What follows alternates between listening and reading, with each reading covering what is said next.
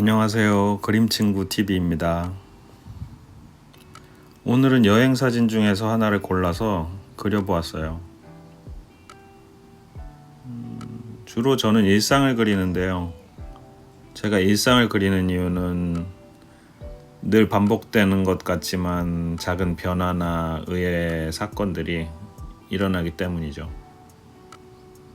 그런 것이 일상을 조금씩 변질시키는 그런 부분에 사실은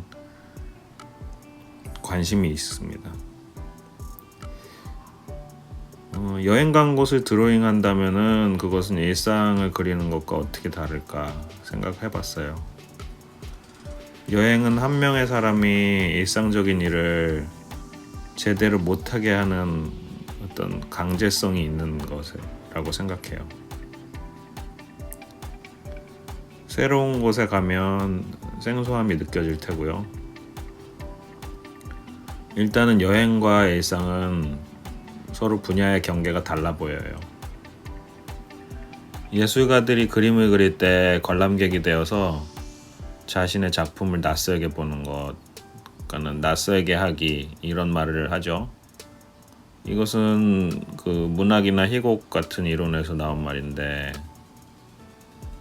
좀 더 비평적인 자세로 감상한다는 뜻으로 보여요. 여행에서 보는 많은 것들은 일상의 공간하고 시간에서 벗어나서 생소함이 느껴지죠. 생경함, 생소함 뭐 이런 말들을 쓰는데 그런 생소함, 생경함이 느껴지면서 기억은 더 또렷해진다고 할까요? 마치 비평하는 것처럼 말이죠. 그것이 이제 이방인이라서 더 객관적인 시각으로 볼 수 있다고 생각이 돼요. 이런 생소함을 느낄 수 있는 것은 결국은 생각과 여유의 유무의 차이죠. 얼마 전에 알게 된 사실인데 여유란 말이 물질과 공간과 시간의 넉넉함을 의미하기도 하더라고요. 그런 여유가 있을 때 사건이나 사물이 더 또렷해진다고 보여요. 이렇게 또 뜬구름 잡는 이야기로 잡설이 길었네요. 제가 평생 해외여행을 못 가다가 몇 해 전부터 갈 수 있게 되었는데요. 뭐 다른 이유가 있어서 갈 수 없었던 건 아니고 그렇게 기회가 이제 생겼는데 한 번에 유럽의 몇 도시들을 몰아서 돌아다녔어요. 아무래도 한 번 나가면 그런 욕심이 생기죠. 로마에 갔을 때 일인데요. 한 아프리칸으로 보이는 분이 특이한 복장을 하고 공중에 앉아서 말 그대로 공중부양을 하고 있는 것이었어요.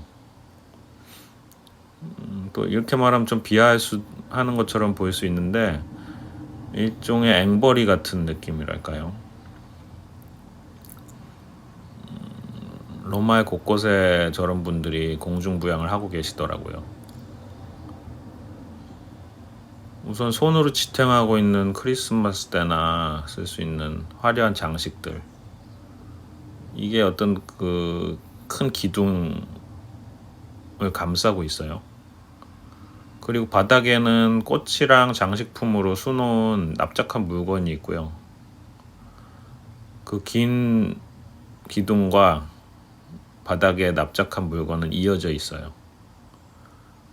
제 생각에는 속 안에 강한 재질로 되어 있는 어떤 뭐 쇠붙이라든지 철이라든지 이런 것들로 물체가 바닥에서부터 새로 세워진 봉이랑 그리고 팔소매 속으로 들어가 있는 어떤 물체가 있는 것 같아요. 그게 이제 저 공중부양하시는 분의 엉덩이 있는 쪽까지 받침대로 만들어져 있을 것 같고요. 그걸 치렁치렁한 옷으로 가리는 것이죠. 세로 장식 부분에는 이제 꽃이랑 화려함 같은 것들이 있는데요. 화려한 장식 같은 것이 있는데요. 이게 이제 주목해달라는 의미인 것 같아요. 눈에 그 부분이 확 띄더라고요. 도시들을 돌아다니면서 느낀 것은 이런 스타일들이 여러 가지가 있다는 것이었어요. 어떤 분은 온통 몸에 은색을 칠해가지고 동상처럼 서 계신 분도 계셨고요. 말머리 가면을 쓰고 계신 분도 계셨고요. 이게 요즘 말로 하면 재능 기부 같은 것이죠.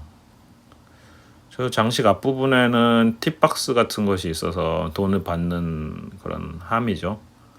기부를 받는 그런 함. 여행객들이나 현지인들은 처음엔 신기하기도 하고 애쓰고 재미를 주니까 기부하기도 하죠. 하지만 금방 페이크라는 것을 알게 되죠. 저는 배낭여행 중이라서 자금이 빡빡한데 어떤 아코디언 연주자가 너무 신나고 즐겁게 연주를 하는 것이었어요. 그리고는 갑자기 저한테 다가와서 손을 내미는 거예요. 갑자기 놀라서 미안한 마음에 적은 돈에 동전을 드린 기억이 나네요. 사람들의 평소 생각이나 행동도 여유가 있고 없고에 따라서 바뀌는 것 같아요. 여행에서의 여유. 오늘 그림친구 TV에서 한번 이야기해봤습니다. 긴 영상 봐주셔서 감사합니다.